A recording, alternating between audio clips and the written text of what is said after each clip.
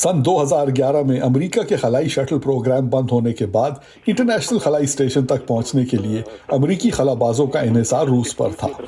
3, 2, 1, 0। उसके बाद सन 2020 में एलॉन मस्क की कंपनी स्पेस एक्स ने भी अमेरिकी खलाबाजों को इंटरनेशनल स्पेस स्टेशन तक पहुंचाना शुरू कर दिया।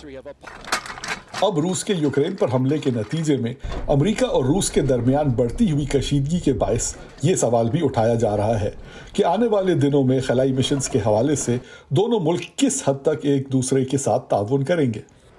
19 मई 2022 को अमेरिकी फजाई कंपनी बोइंग ने अपने स्टार लाइनर नामी स्पेस कैप्सूल का तजर्बा किया। चंद मामूली तकनीकी खराबियों के बाद star liner international space station के साथ डॉक करने में कामयाब हो गया।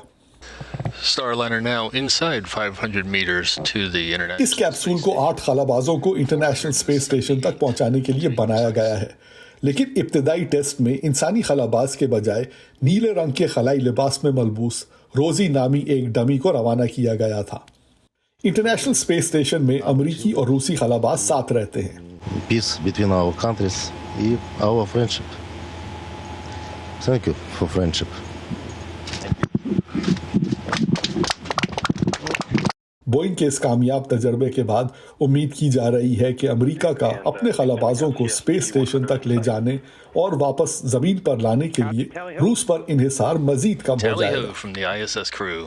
अब्दुल अजीज Khan, voice of America, Washington.